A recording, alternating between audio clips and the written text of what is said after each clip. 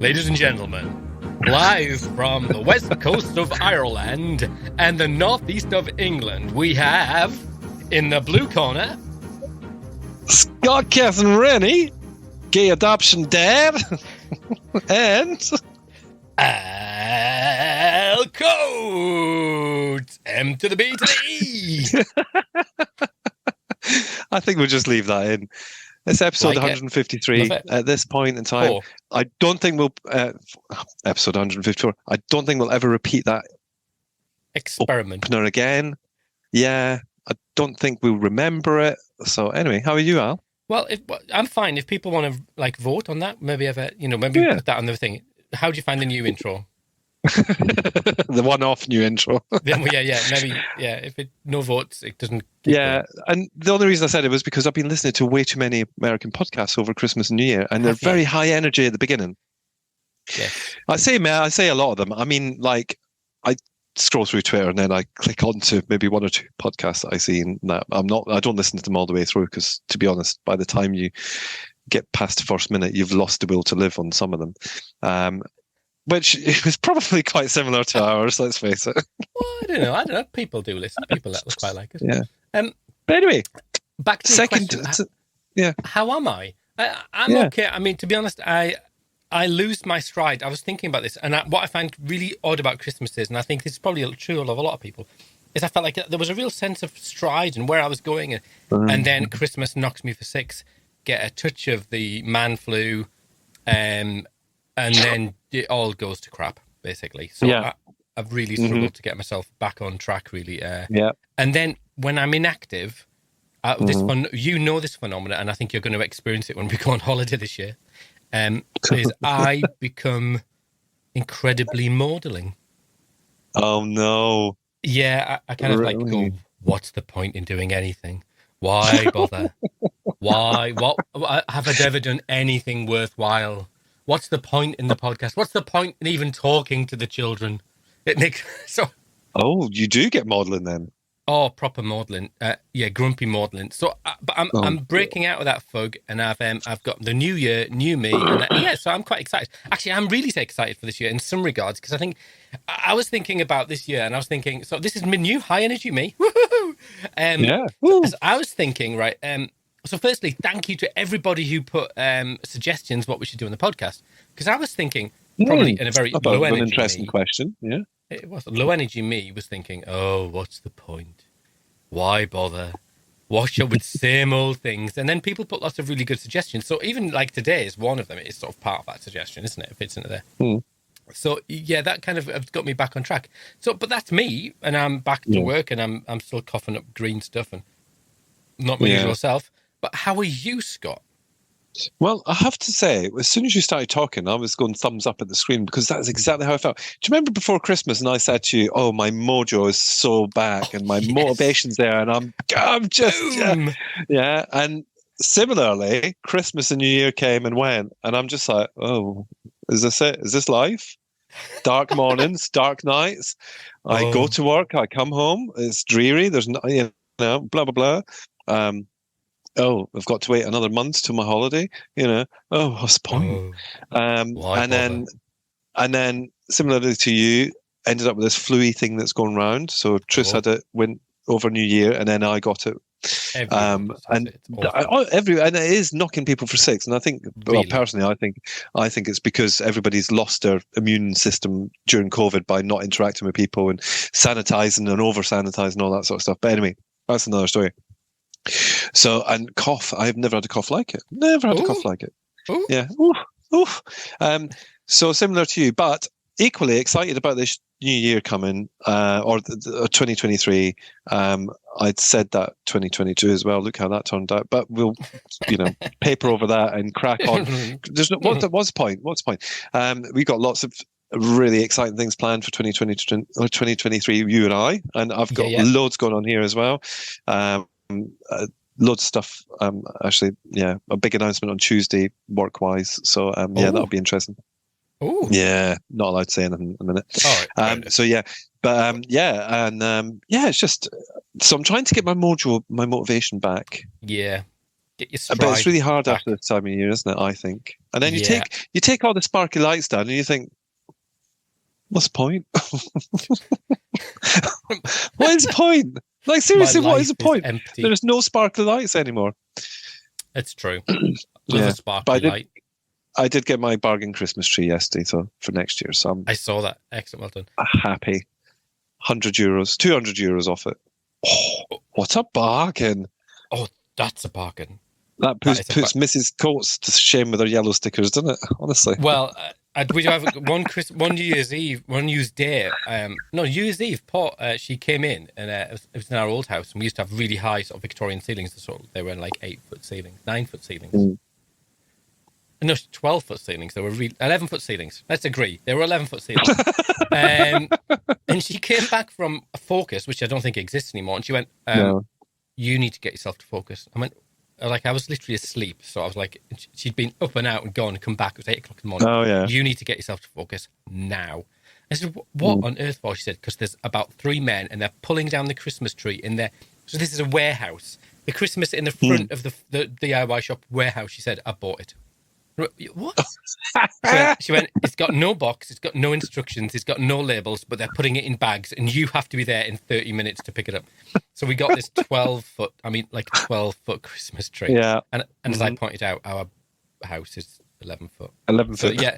And it was literally a 6-hour job to put it up. It was like a scaffold. It was color coded as well. I'm colorblind. She would go, just do it. Oh, honestly, I was demented. Yeah. Totally demented with it. Anyway, Christmas is I know, done. we don't. Yeah, it's gone. It's finished. With. Anyway, yeah, so, we're gearing ourselves up.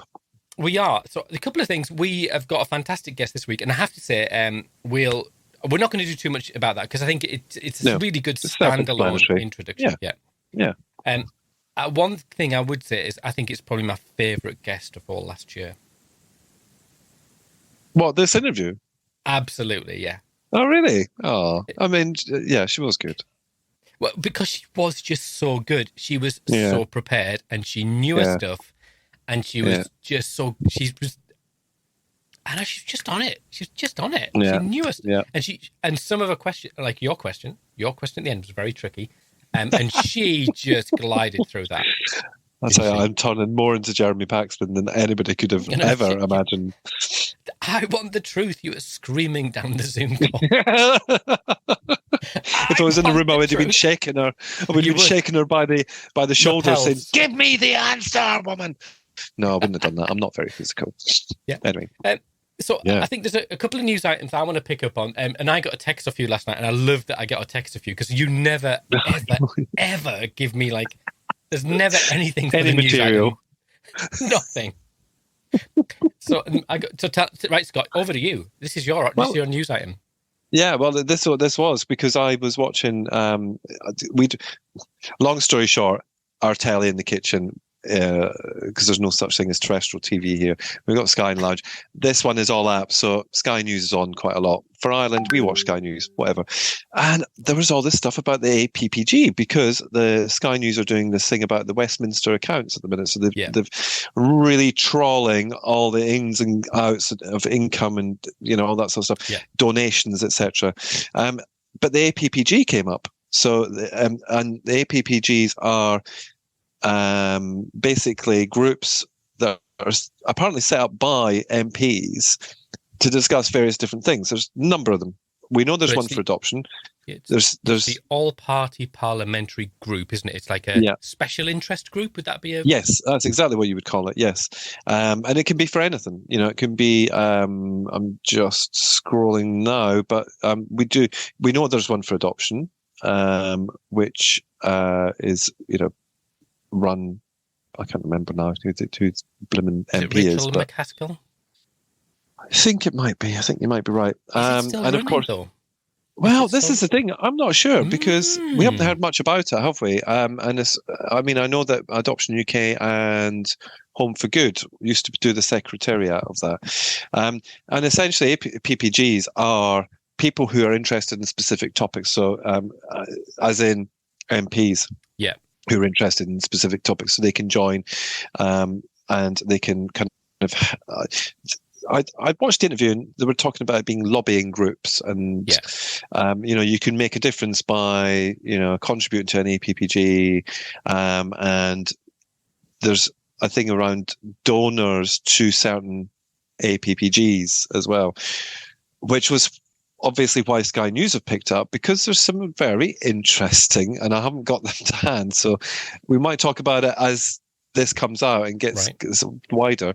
But there were some really interesting contributions to APPGs from donors. What are you suggesting, Scott? Well, I'm not suggesting anything. I'm just saying there were some really interesting donations given from some dodgy cover companies. That's what I would call them. There you go. I've said it out loud.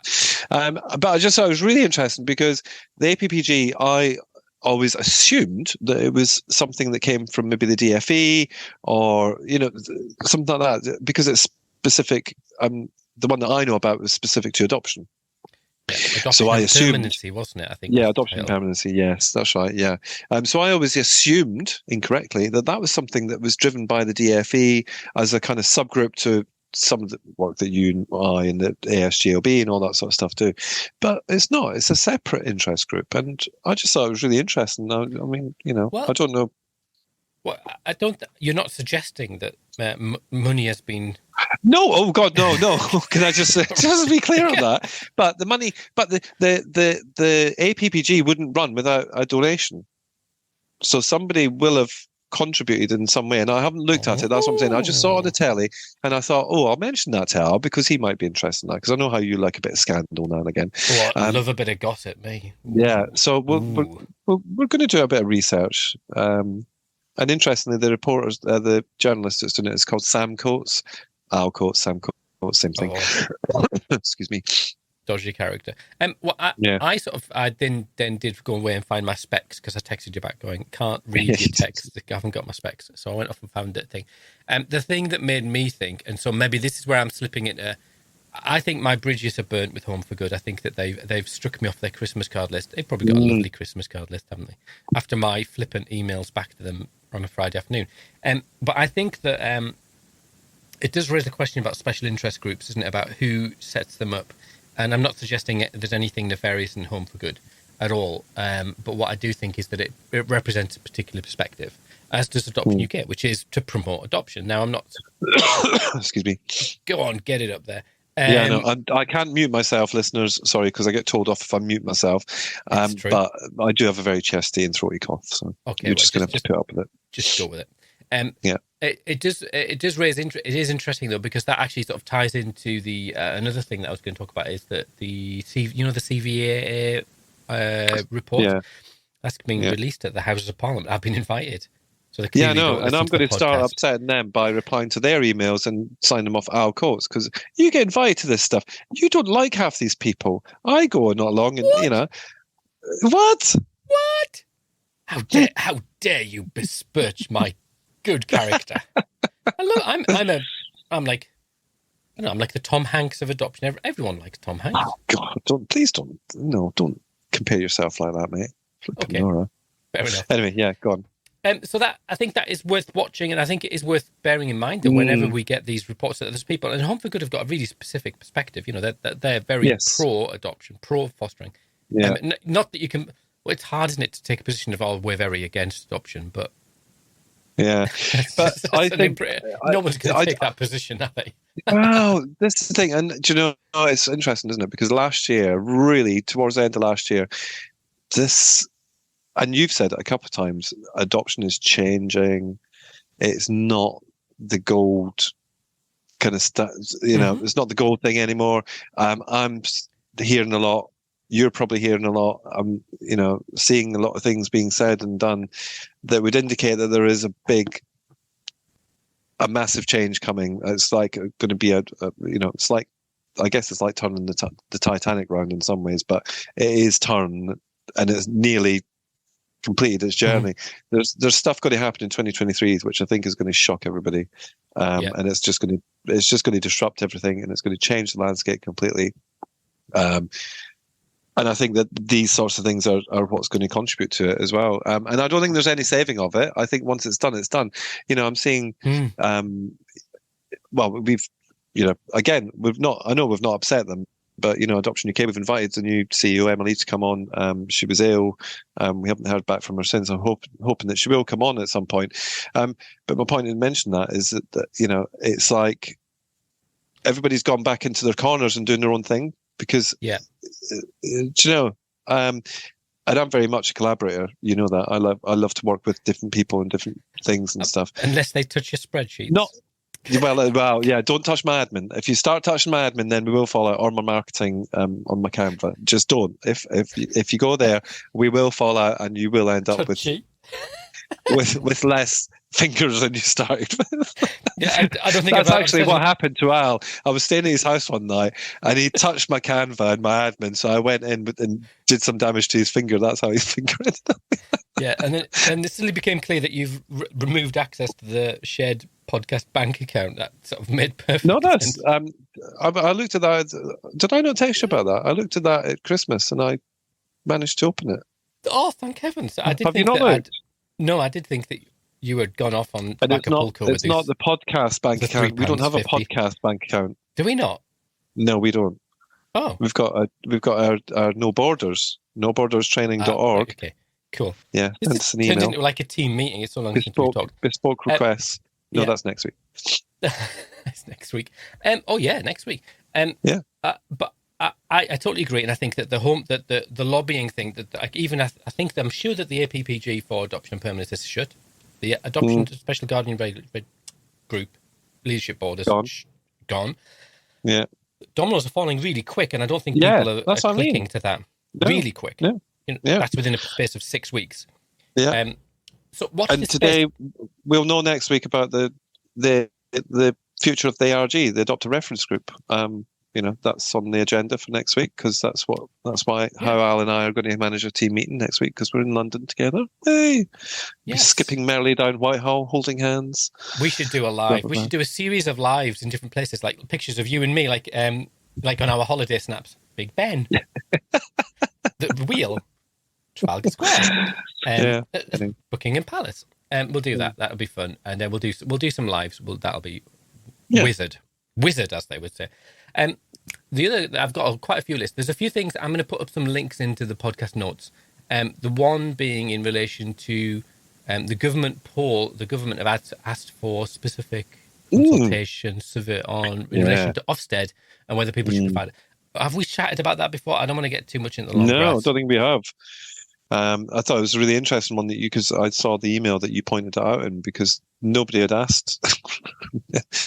Nobody had made us aware of it. Not that we're important, but we normally get asked to kind of share this kind of stuff, and we weren't. And I think it's a really I've only briefly looked at it, but I thought it was a really interesting poll, survey, whatever you want to call it. But I don't. Again, if we haven't seen it, I'm not being funny. If we haven't seen something, then the chances are it's not going to be that well known about because we're the kind that like to scroll, so we see everything, don't we?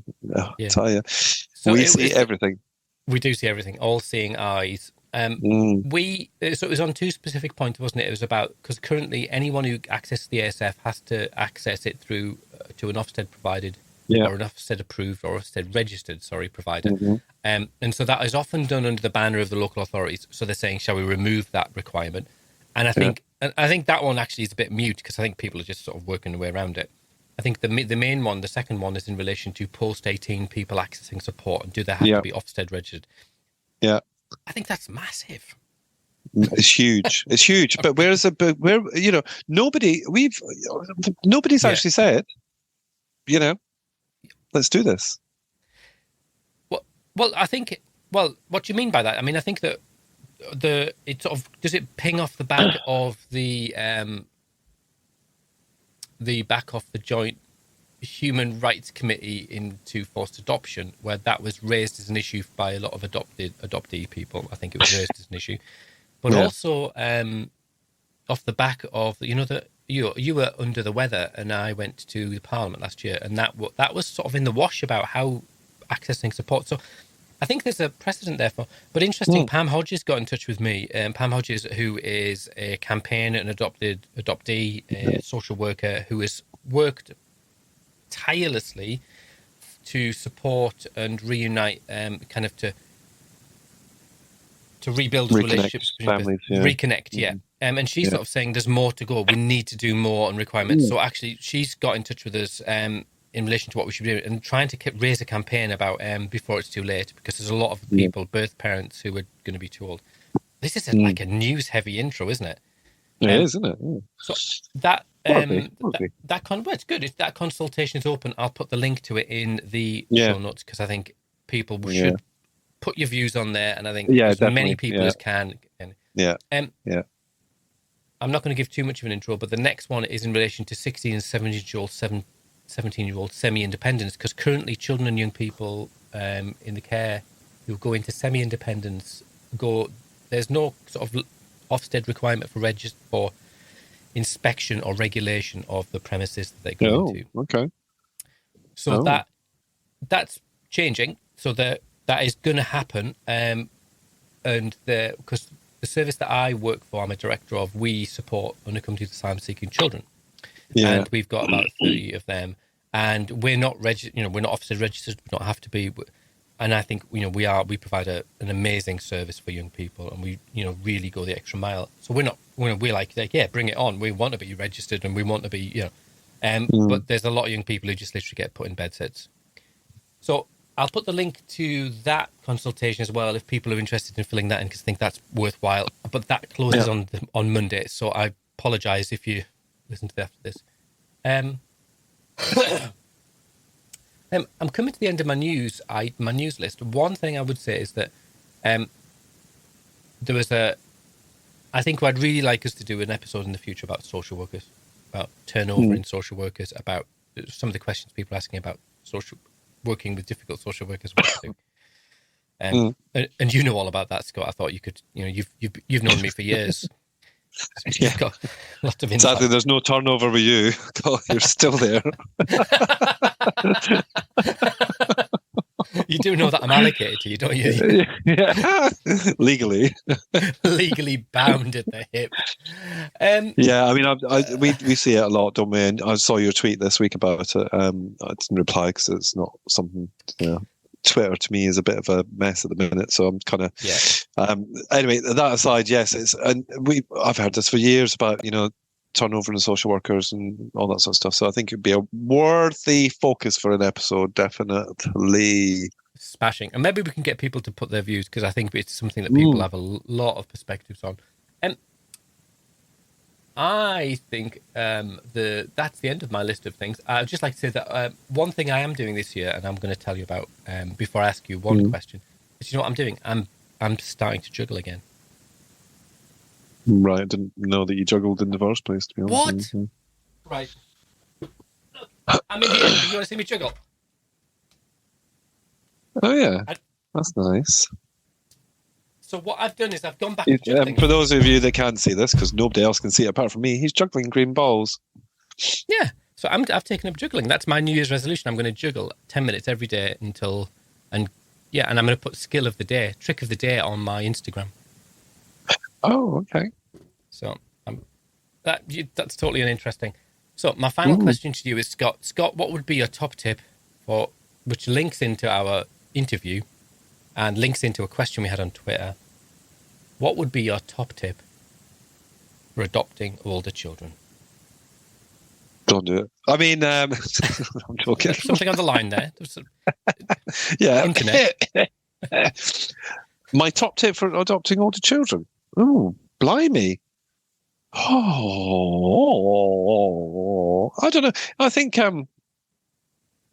don't know. What would be? That's a curveball question for me. I'm trying to think, because I did it, and I think that my top tip to anybody considering adoption would be: don't forget about older children. So that bit, but if you are adopting older children, then make sure that you've got time for yourself and for your relationship, because it's very hard when you're older to adopt an older child. That's the only thing I can think of, really. There's nothing else. Really, genuinely, nothing else. That's Scott speaking to the nation. Hot take from Scott. I know. Oh, Mick. So you put me on the spot like that, and that's the crap that I come out with. Tell you, it's podcasting gold, that is. Oh, I'm ill.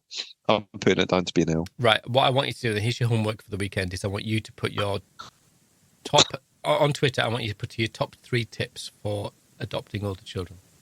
Are you kidding me? No. You know I've had a year off from talking adoption on any social media as much as possible anyway. And you're putting me into the lion's den like this. Okay. In that case, put it onto our Facebook page in the Yes, that's a better idea. In the Facebook group. And we've got if you search us on Facebook, we've got a Facebook page and a Facebook group which people can join. It's a bit more secluded. And we don't actually, we just let anyone in. We don't let anyone in. You know, if people say, "Hi, I'm a psychopath, actually, can I come?" To be fair, we have admins that deal with it for us. Oh, we do, don't we? We do. We've got ladies and gentlemen that actually do things for us on there, which is really good actually, because I don't know how much they actually do, but they're there anyway, and they kick people out if they don't answer the entry questions. Brutal, and they're brutal. They're brutal. They are brutal. To the point where I go, okay, they haven't answered the questions, so I'll let somebody else deal with that one because I'm not going to message them. Oh, smashing! Well, right. So that's your aim for the weekend is you're going to put your top 3 tips for adopting older children onto the Facebook page and into the group, so we can have a proper old natter about it. Okay, fabulous. And just on this, as a side note, I was thinking we need to join TikTok for the Adoption Fostering podcast, the ANF podcast. All right. Because I'm seeing a lot more posts about adoption on there, and I think that we need to start. Oh, let's do it this week. We need to start working out. In London.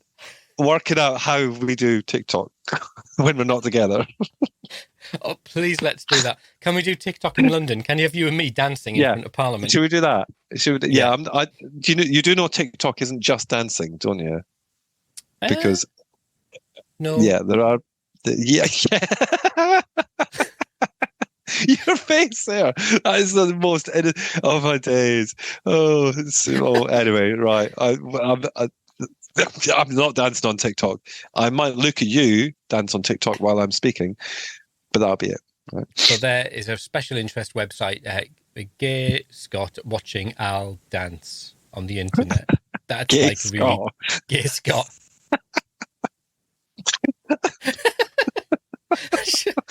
Oh, you're mental. You're absolutely I'm going to mental. lose my registration over that, aren't I? Again. They might give it back to me. Oh, well, that has been an absolute blast. It's so good to talk to you because I feel like we haven't talked over Christmas because we were too busy being poorly and miserable. Yeah, and having to spend time with people that we didn't like. I mean, with our families, sorry. My brother came from Africa, bless him. He's going back next week. Yeah. Bless his heart. Yeah. Gosh. Cool. Anyway. Well, look after yourself. As always, Bon Jovi. Do we need to introduce this lady, or is it just going to do it itself? Oh, right. Well, it's Rita Sorenen from the Dave Thomas Foundation. Dave Thomas I keep saying Jeff Thomas is because that's because your name's Jeff. No, there's a foundation in England for Jeff Thomas. It's a cyclist who gives money to charity. Oh, right. No, it's the Dave Thomas Foundation. Yeah, it's Rita Sorenen from the Dave Thomas Foundation. And Rita, if you've got this far, hoping for a really good interview, I'd just like to apologise. Or a really good introduction. Yeah, absolutely seamless. Please, she'll be telling her executive assistant, do not ever do anything with English podcasts again, please, because they're just mental. They're box of frogs mad. Yeah, borderline half-wits. Yes. Yeah. Okay, well, enjoy yourself, Rita. I hope you had a cracking Christmas. And Scott, as always, Bon Jovi. Jovi. So today we are joined by Rita Sorenen from America. Actually, we're privileged today because we've managed to jump time zones. And Rita is from the Dave Thomas Foundation for Adoption, and is the president and chief executive officer. I think we would call it a chief executive officer here. You've got CEO. Is it the same thing? Same thing. Yeah. Fabulous. Welcome, Rita. Welcome along. Thank you. I'm so excited to be here. Cool. See if you're saying that at the end of the hour. Were you? So first of all, introduce yourself a little bit and let us know a little bit about you. I've given you a brief intro there, but tell us a little bit more. Sure, thanks. And again, thanks for having me. I love that we're across the ocean here, but we're still talking about a conversation that we're all passionate about, and that's children who are waiting to be adopted. And the Dave Thomas Foundation for Adoption in the U.S., and we also have a separate Dave Thomas Foundation for Adoption Canada as well. Same mission, same vision. And the mission is to dramatically increase the adoptions of children who are in the foster care system. They're through no fault of their own. They've been abused or neglected. And they're simply waiting for adoptive families to step forward. And so we look at all of those platforms that can help us do that more effectively, whether it's best practices or education, research, policy work, all of those things. And for us in the United States, simply raising awareness about the number of children who are waiting to be adopted. And we use everything, all the tools at our disposal to do that and make sure that when people are thinking about adopting, we're never trying to dissuade someone from an infant or going international. But while you're thinking about adopting, know that there are children right here in our backyard who are waiting to be adopted and who, for whatever reason, have had a really fairly traumatized at times or at best rough start in life and are simply waiting for a family to step forward. So that's the Dave Thomas Foundation for Adoption. I've been a part of this program for over 20 years, which seems amazing to me. It's gone really quickly, but I've always been in this world of vulnerable children and trying to address what's best for children. How do we ensure their rights? How do we ensure that they can grow and thrive to the best of their ability and advantage? So just quickly on the Dave Thomas Foundation there, because knowing the geography, and I have lots of family in Canada, but not America. Are the two foundations linked or are they separate? So they're linked in terms of exact mission, exact vision, same implementation of programs, but wholly separate legal and financial entities so that dollars raised in Canada stay in Canada, dollars raised in the U.S. stay in the U.S. Cool. I was more asking that for me, not for anybody else. No, you know what it's like. We've got the same thing with the UK and Ireland, and it's kind of separate, but we're joined and connected and all that sort of stuff. So it's always an interesting one for me. Yeah. Can I ask, because I think that I'm putting my UK centric head on. I think we speaking to a lot of families in the UK who are adoptive or adoptive families or prospective adoptive families. I think we look into the US system, and it seems the words are all the same, but it feels very different. It's a shared language and perhaps a shared purpose, but culturally and legislatively, it's very different. And I think we're probably quite familiar with the sort of the I'm being careful with my words, so if I say anything wrong, just please smack me down. The paid for system, the kind of the for-profit organizations that literally are looking for parents or young mums who can't look after their child, and then that's those private, that's the word, isn't it? Private adoptions. And so I think that we probably see it through that lens, and that gets a lot of oxygen.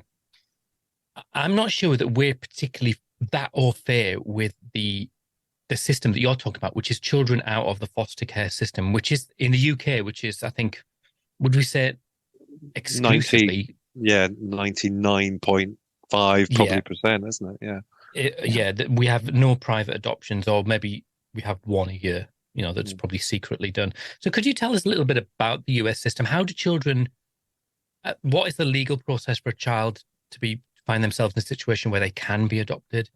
What does that then look like? What do adoptive parents have to do to get approved? That's a big question. So. Yeah, no, and it's a great question. And I think there is this sort of different terms, but frequently mean the same thing. So for us in the U.S., private agencies do work in the public child welfare system. If you think about a private adoption that's wholly private, that it's maybe a for-profit private agency, those tend to be for infants and for international infant adoption. But for the child welfare system here in the U.S., it's a combination of public and integrated private systems. So I'll get a little more specific. So for example, here I live in the state of Ohio.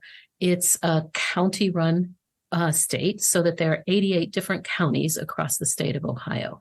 And there's a state-based overlay, the Ohio Department of Job and Family Services, under which it's the umbrella for all of the county agencies. But the implementation of the child welfare system might be a public system in one county, and they might contract with private agencies in another county to do foster care and foster care adoption. So it gets kind of mixed together, those terms here. But all children in the child welfare system are ultimately part of a public child welfare system in the United States, no matter what the implementing agency is for foster care or foster care adoption. So, for example, a child is reported to be abused or neglected in the United States. There are laws in place that say that a report must be made, particularly if there's a mandated reporter by law that is aware of the abuse.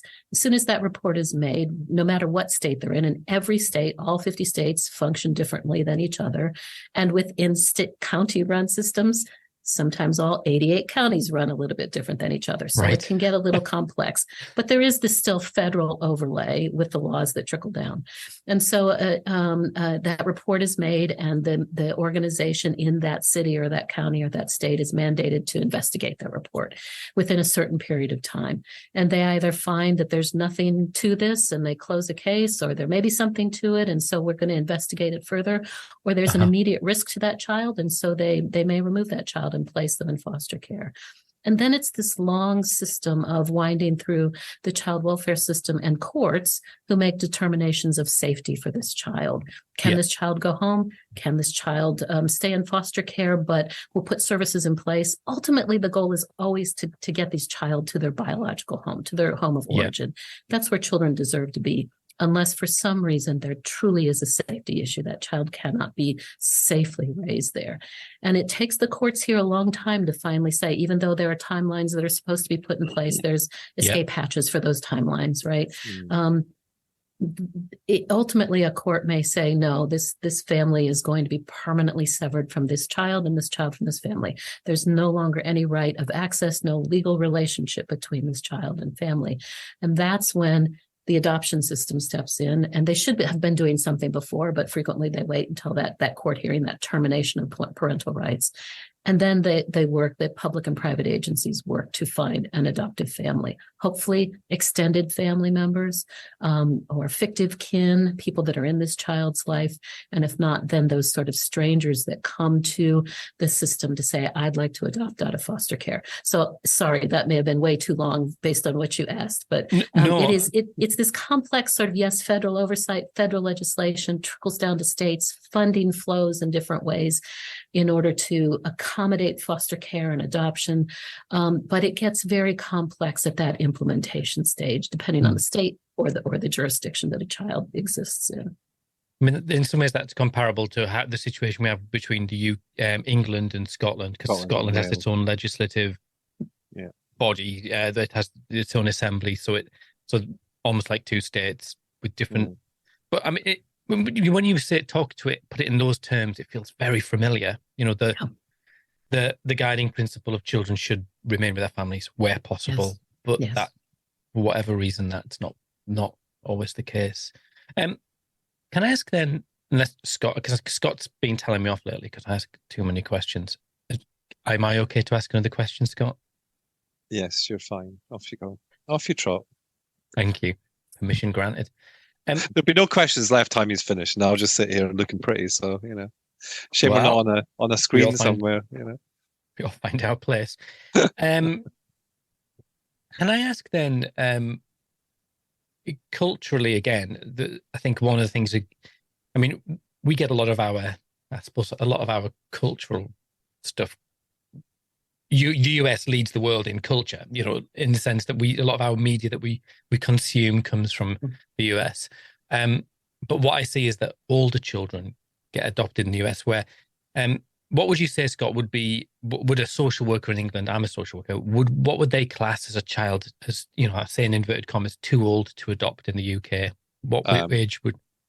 Wow, this is an interest, because once I start on this, I won't stop Right. talking. So age 4 would be classed as an older child, wouldn't it? Or two, Wow. or almost getting to the point where it's, and then Yeah. age 10 would be the maximum age, the absolute maximum age, unless there was some real stuff, potentially going on. And we know of a couple of, young people who have been adopted, later than that. But age 10 would be the maximum age for Yeah. adoption in And the quite UK. exceptional. Yeah, Yeah. absolutely. I mean, Yeah. So my children were 7 and 8, and that was Wow. old. That was old. Yeah. So sorry, Al. No, so I was good. How does that compare to sort of perceptions and practice in the US? Right.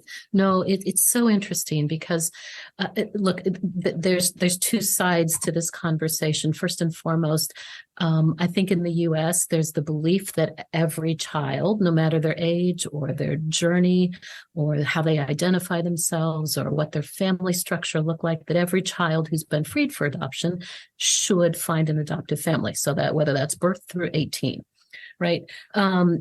The challenge here in the United States right now, we have about 113,000 children who have been freed for adoption. They're in the system waiting to be adopted.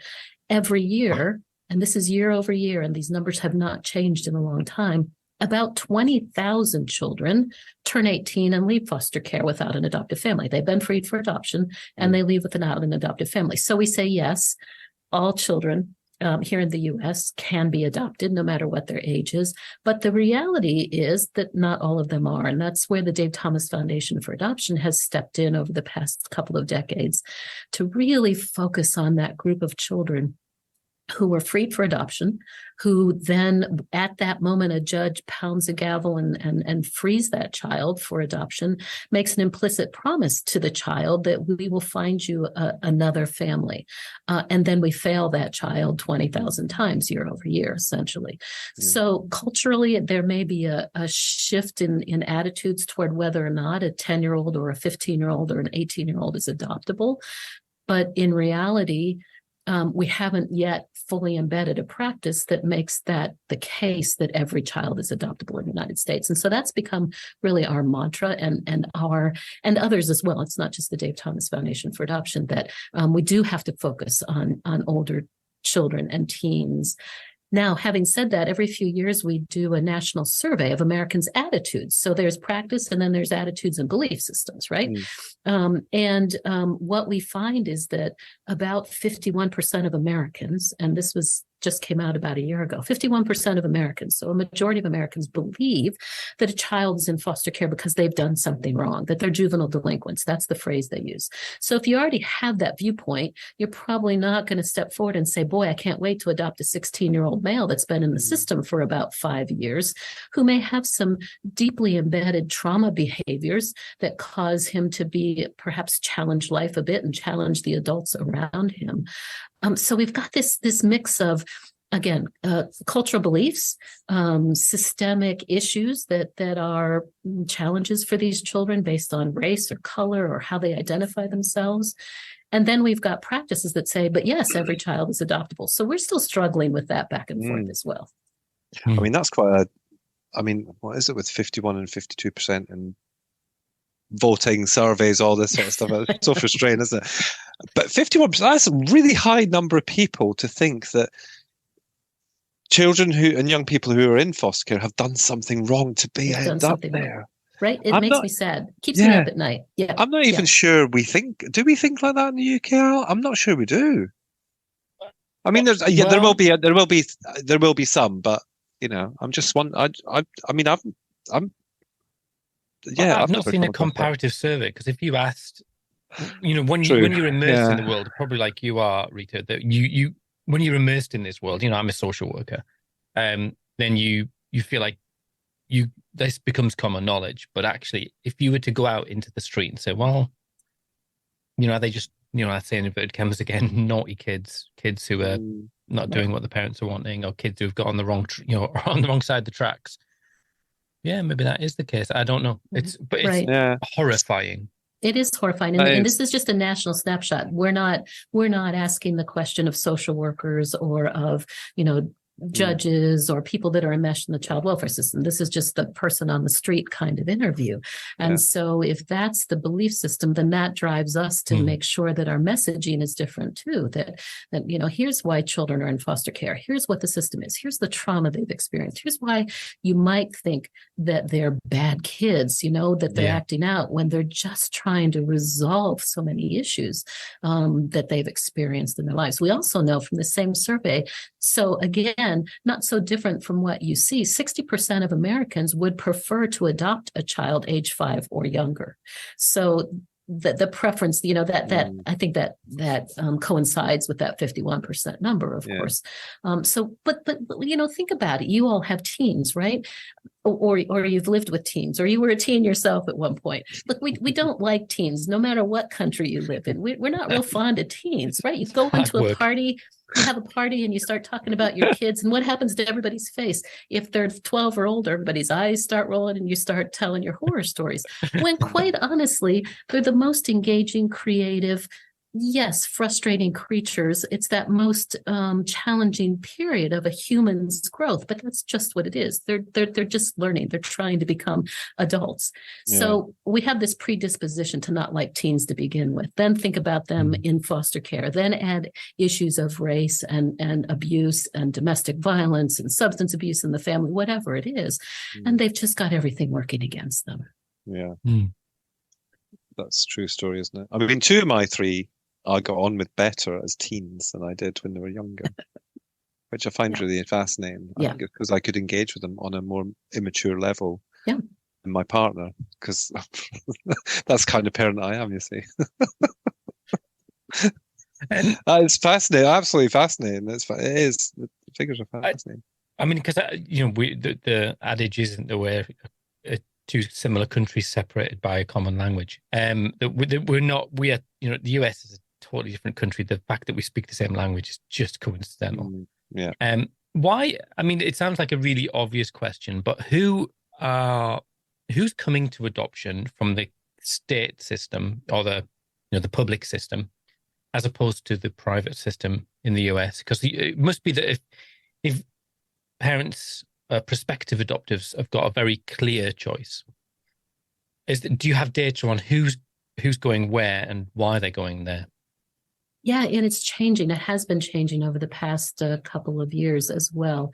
So if someone's looking to adopt an infant, chances are they've got the resources to do that, right? Because it is expensive. You've got to hire an attorney, a private agency. If you're going internationally, all the costs implied in international adoption. And you tend to be maybe a little bit younger, just because you're either starting out, you've got a notion of family and you're starting out with an infant, either for whatever reason you biologically can't have one, or you choose not to have an infant, or you're a single parent. A lot of single parents in the U.S. are adopting infants and choosing not to wait until they're in a committed relationship. They've gotten older and decided they're just going to adopt.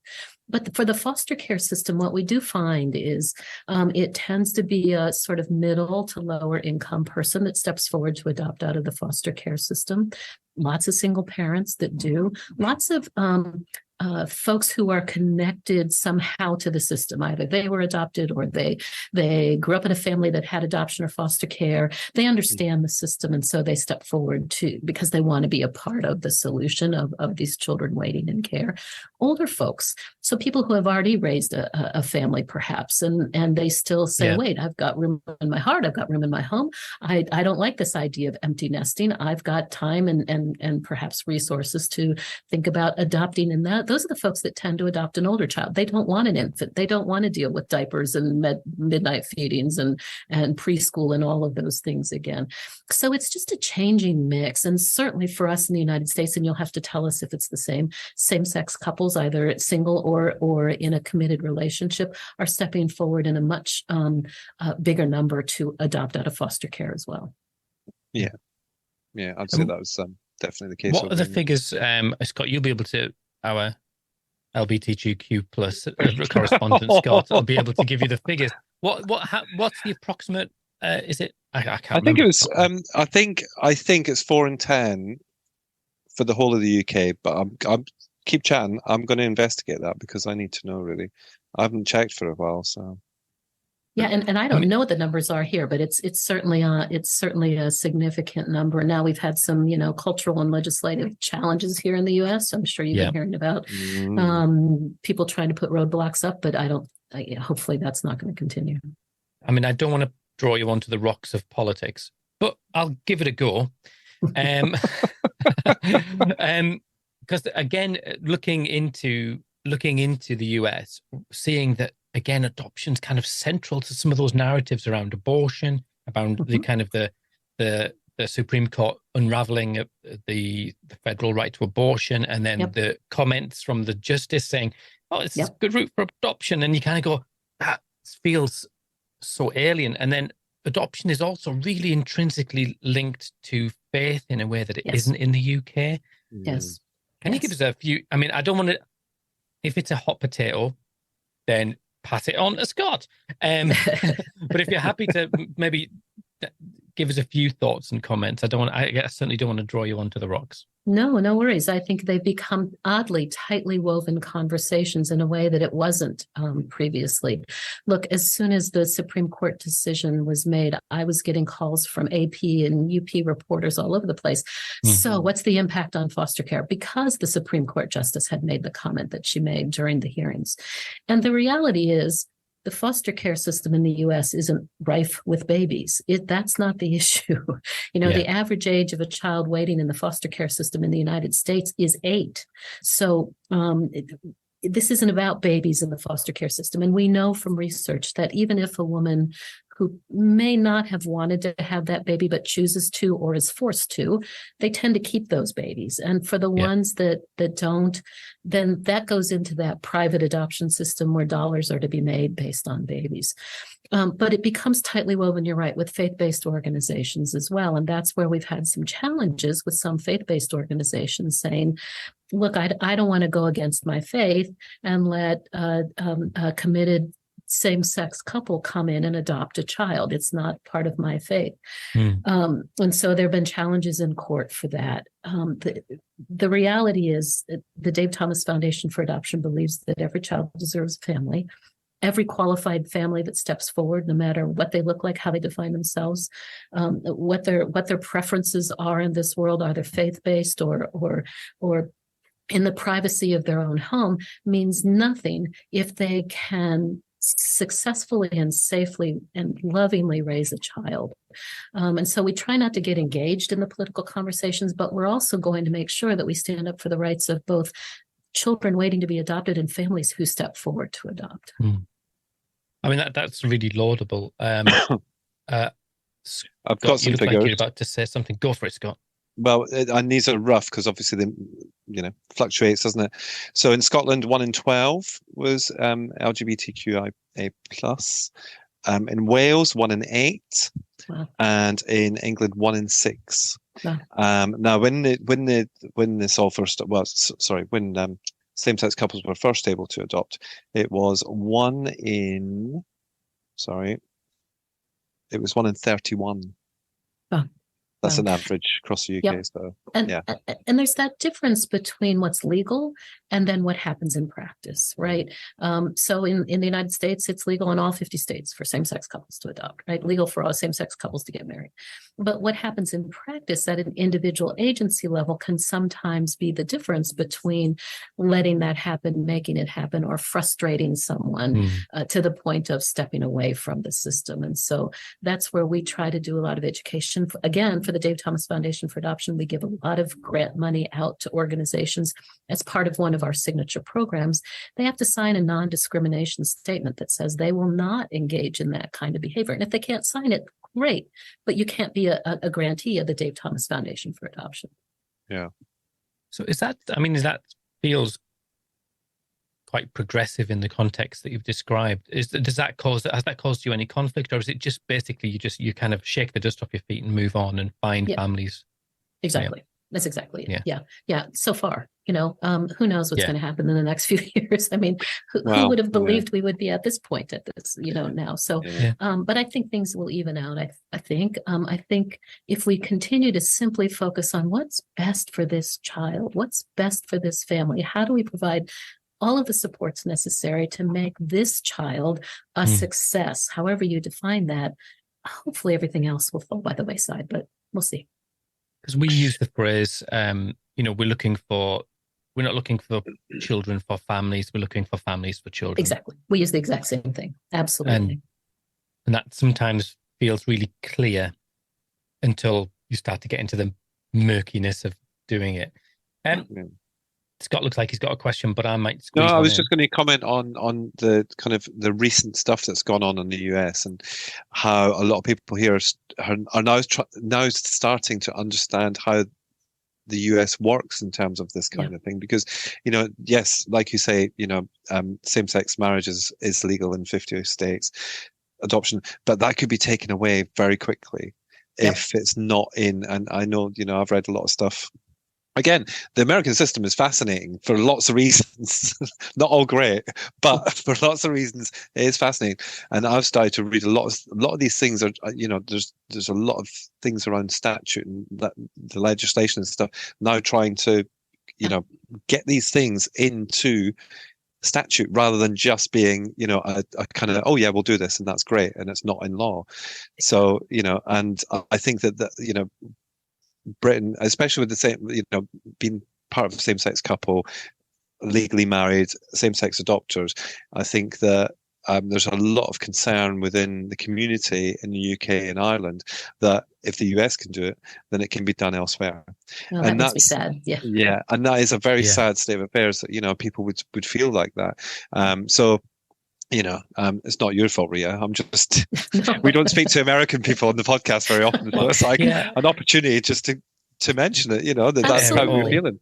Absolutely. Yeah. And I think it just makes us want to double down and stay vigilant and continue telling the story of here's what all families look like. It's not just what you think your family looks like. They look different and they're still safe and successful and loving and kind and everything that a child needs.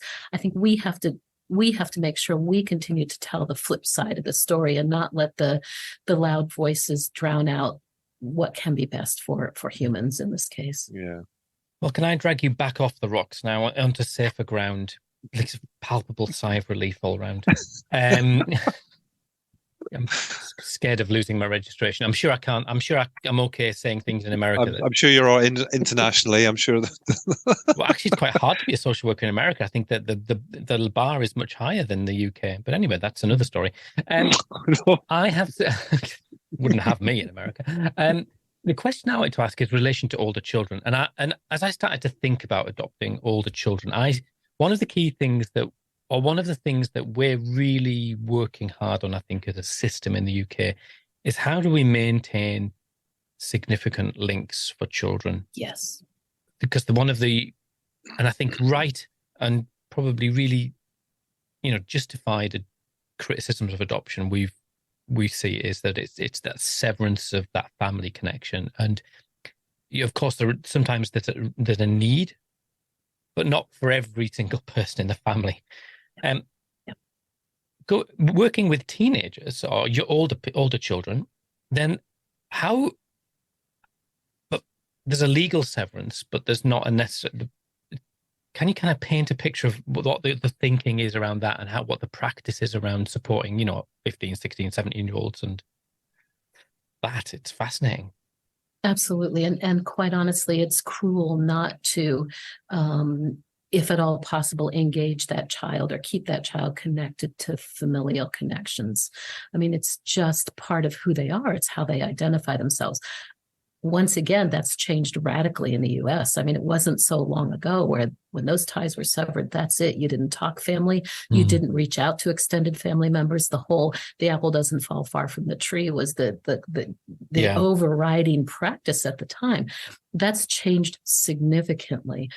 So that, for example, we have a signature program in the foundation where we work on behalf of specifically those children who are most at risk of aging out of care. And we work in sort of a co-funding relationship with states, and we bring philanthropy to the table, and we work with states, and we say, we've got an evidence-based model that works on behalf of older children, children in sibling groups, children with special needs, those children and youth most at risk of leaving care without a family.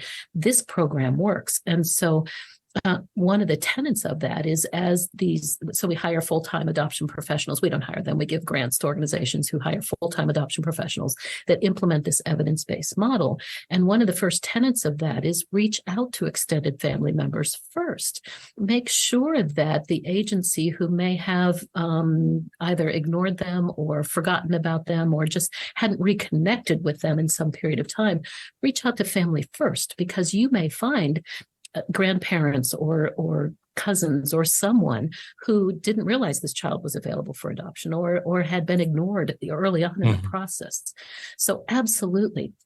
But then even if the child is ultimately matched with a non-family member for adoption, make sure that those connections are maintained if at all possible. Of course, the adoptive parent is the legal parent and they can decide to do ultimately whatever they want. But that becomes part of that education process, making sure that they understand the value of the extended family. Because quite honestly, here's what we know in the US too.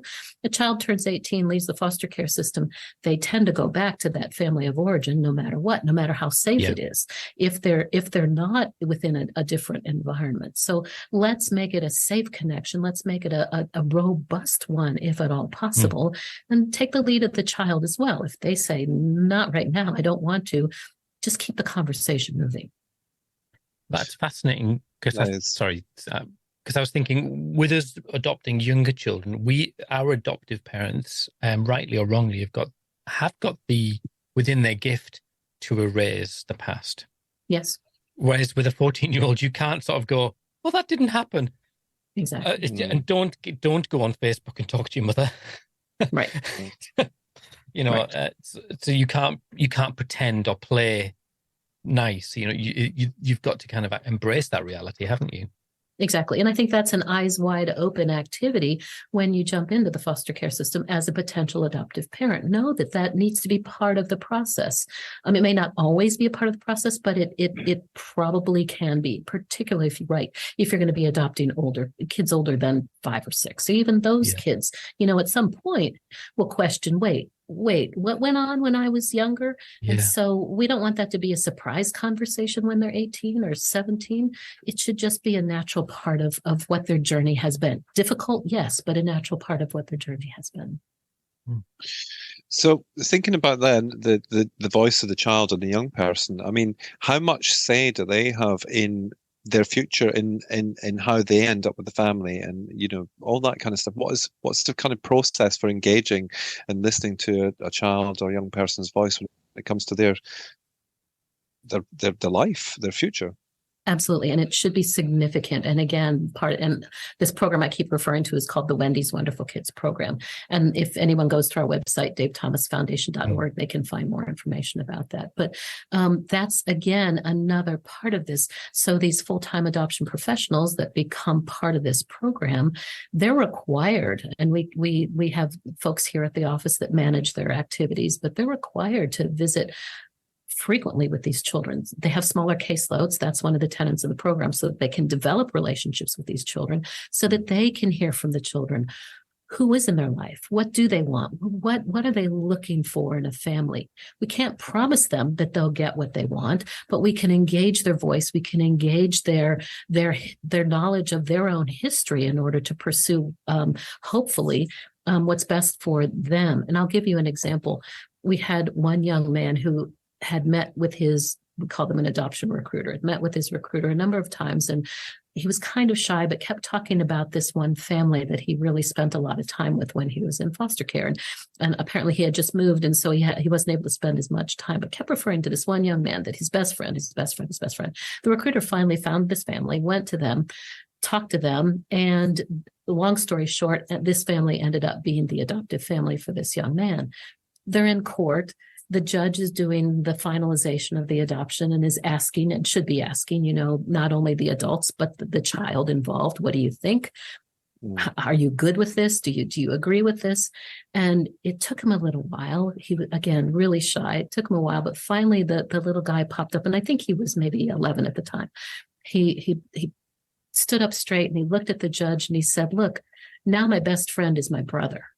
I want this adoption to happen. So yes, in that case, his voice was everything. He made that connection that no one else may have found out about if they weren't spending the kind of time with him to find out who's in his life. Yeah. Their voices are critical. Okay. I kind of shivered when you used the word recruiter there. It was like, oh, because to us that's like a foreign language.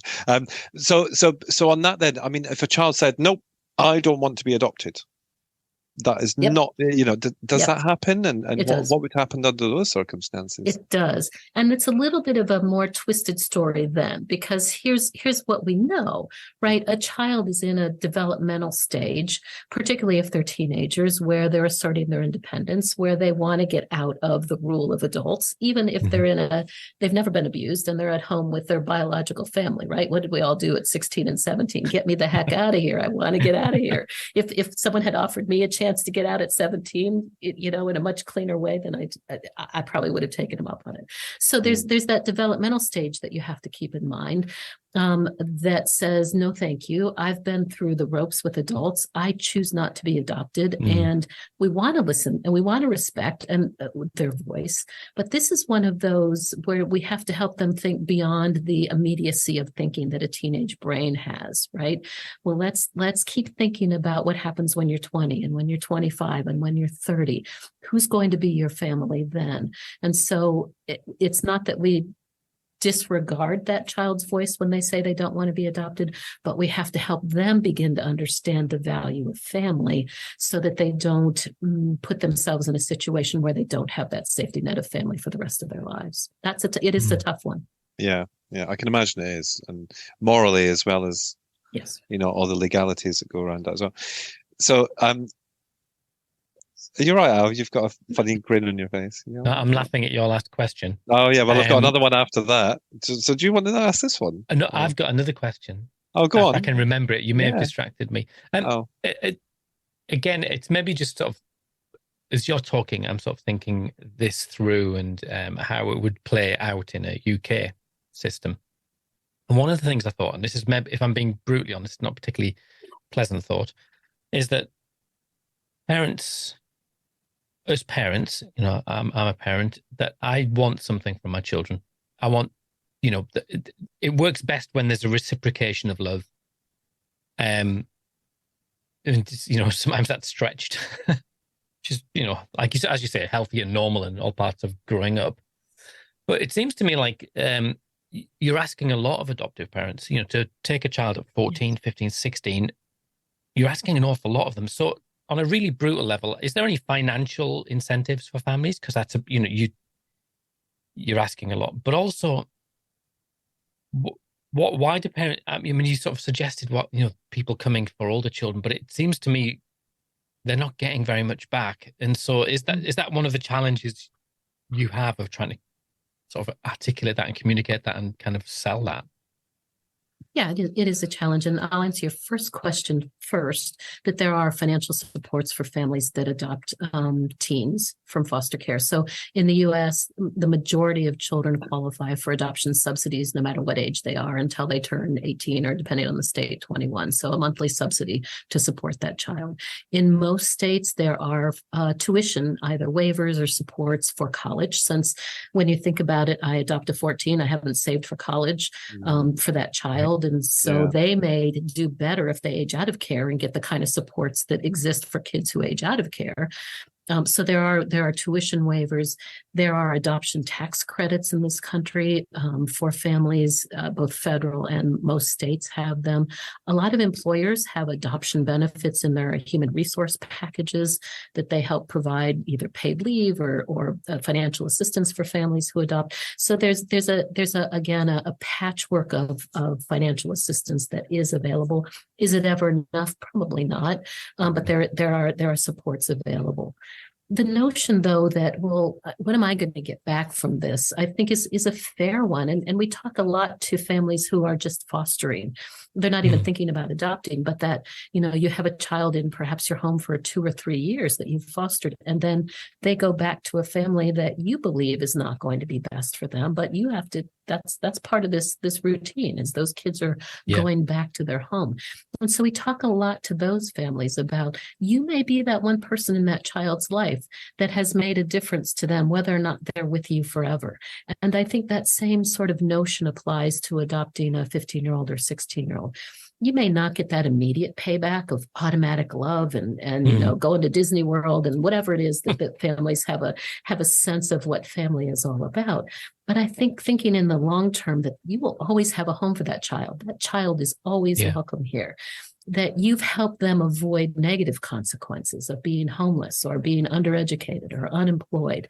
That you have provided the kind of community support that we should all surround our families with, whether they're homeless or hungry or in foster care, that you've become part of a caring community and you've made it very specific to this one child. So will you get immediate love? Maybe not, but you're right. You kind of lose that with biological kids at about age 13 or 14 for a while anyway. Yeah. As you reflected the answers back to me, it's made me feel like a really terrible person for asking. And the social workers will be winging their way to my door to talk to me about my parenting. I'm sure they will. Can I just follow up? And it's a brutal question again, really. Can I be honest, how much do families get? What you talked about financial rewards or the subsistence allowance. What does that look like by comparison to, say, a standard wage? I wish I could tell you, but it depends. It depends drastically. Right. Here in Ohio, from county to county, one family might get a few $100s a month. Another family might get a lot less. So it's not in the thousands of dollars a month, no. But it's at least something. And plus you get access to health care for those children. So the system of health care that they had, which is a big expense, of course. It just depends. I wish I could give you an average. I could probably look it up and get it back to you, but I don't know what that average nationally is. And I think, again, from a UK perspective and Ireland as well, I think that we have universal healthcare and we also have universal education to a point. Yeah. So that those are kind of hidden things, but I would imagine they're quite significant. There'll be a primary consideration for a lot of families thinking, if he breaks his leg, what we're going to do. Yeah, absolutely. Absolutely. That financial piece can be a barrier, either real or assumed. It can be a barrier. And I think in the UK, the system is, it depends on the government agency as well as to how much you may get as an adoption allowance. And sometimes it can depend on your income and, all this sort of stuff. But some agencies do it some way, some do it another. So there's a lot of differences.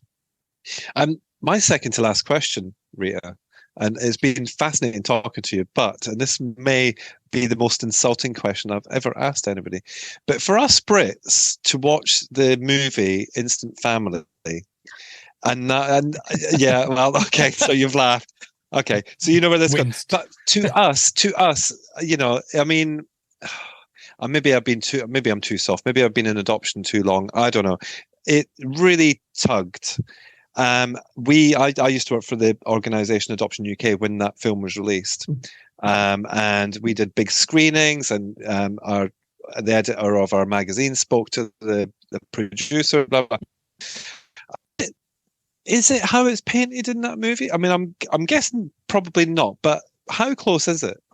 How close is it to the system that you know? So it's interesting that you bring it up because we also talked to the producers when we were closely aligned with making sure that everybody knew it was out. It was a little bit for us of a duplicitous conversation because here's what we believe.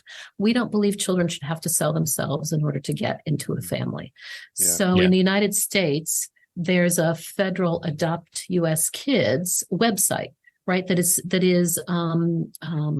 funded by the federal government, and the notion is that someone will look on the website, see a child, and explore that child.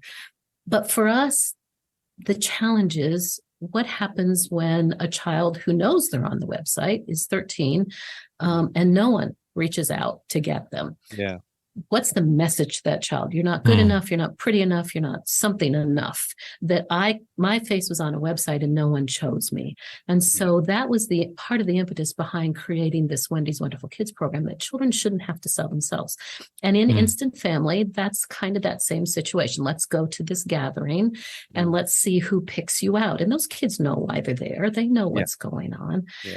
Now, having said that, it's based on a true story. the producer, found his family there, and it's a success story. And so what I don't want to take away is that those things work. What we worry about is, what about the kids for whom it doesn't work? We've created extra trauma in their lives. So yes, those still happen. Those match events still happen all over the country.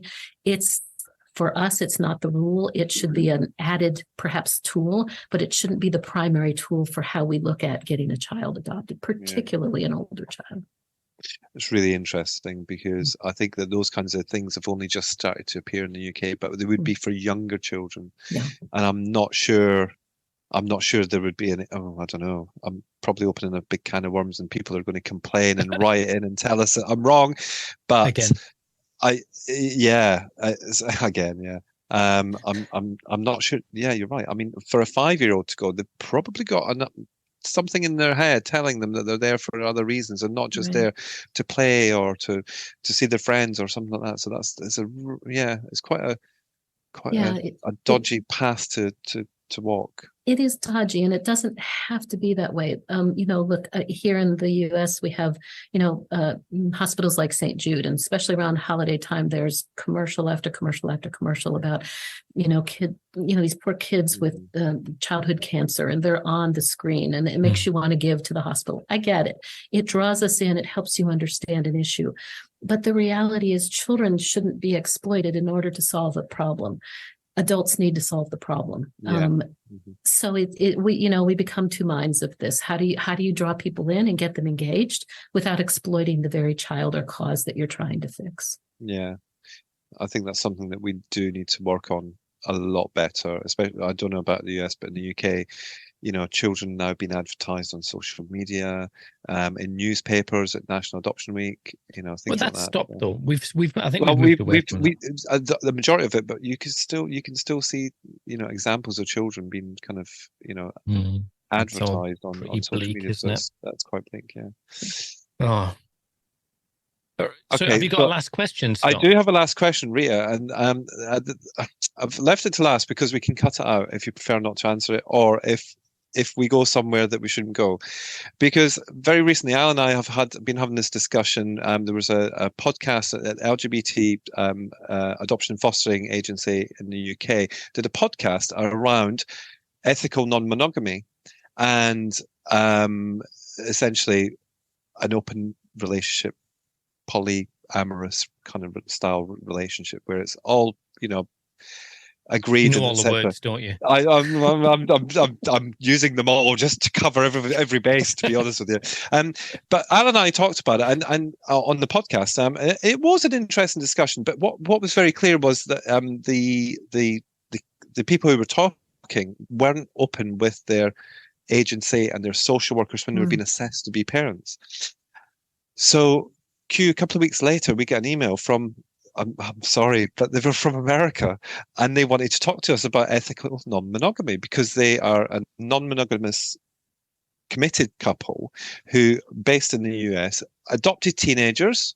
I think the story is coming out the next couple of weeks. Is it out? A couple of weeks, yeah. They fostered, then adopted, didn't they? Yeah, they fostered and then adopted teenagers, and they wanted to come on and tell us all about it, as well as kind of some parts of the US system. And I was just wondering, I mean, obviously your organization is very different, but what would the perception be of something like that? If somebody came forward and said, we'd like to adopt a child from foster care, would it be a bar to them, or would it be something that you would work, that they're... We're putting Rita on the spot here. I know, but so that's why I said put it out if you don't want to answer it. If you don't want to. Oh no, I will say it's the first time I've got this question, so thank you for that. Really? I love it. I love it when it's a new question. Look, I think for clarification, the Dave Thomas Foundation for Adoption doesn't. We're not a foster care agency, so people don't come to us to make those decisions. Yeah. Our advice to them, if they asked, would probably be, you need to divulge that, and you need to find out if the agency has an issue with it, and let them take it from there, whether they choose to divulge it or not.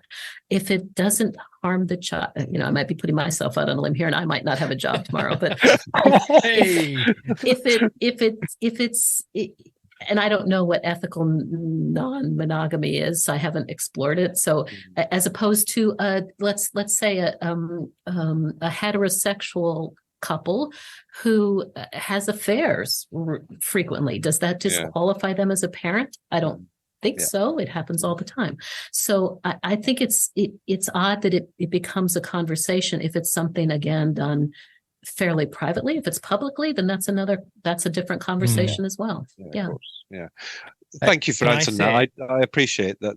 If you know, if that you're was going to a hard research one. it, don't research it on your work computer. That's all I'm saying.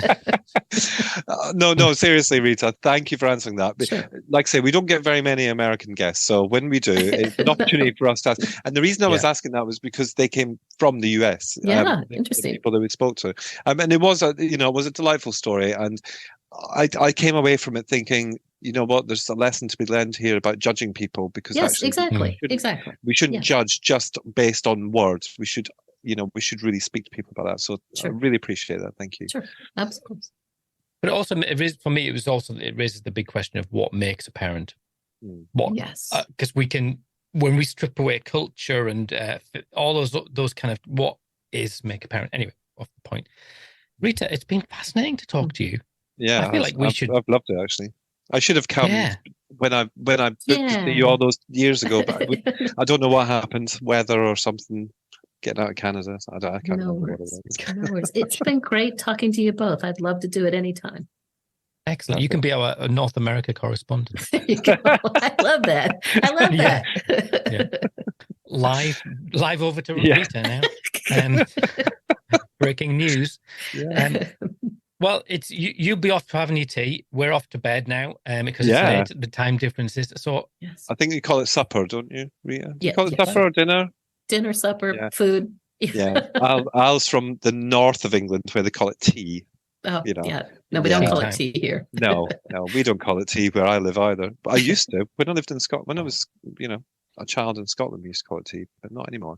Anyway, sorry, I digress. No, I was going to say, in terms of our relationship with the former colony USA, we shouldn't talk about tea. Anyway, it's a touchy subject. Still feeling quite sore about that. Rita, all these years later, feel the burn. Rita, thank you so much for spending time and being so open and honest. And we will put links to all of your website and the Wendy's Wonderful Kids, which sounds fantastic. And I think it's given us a lot to ponder on and think about in relation to what we do and how we do it. No, I adored the conversation. I love thinking and learning more about what everybody else is doing as well. We are not always doing everything we should do. We're not the best. There's so much to learn from each other. So thank you for giving me that opportunity. Thank you. Ta-ta.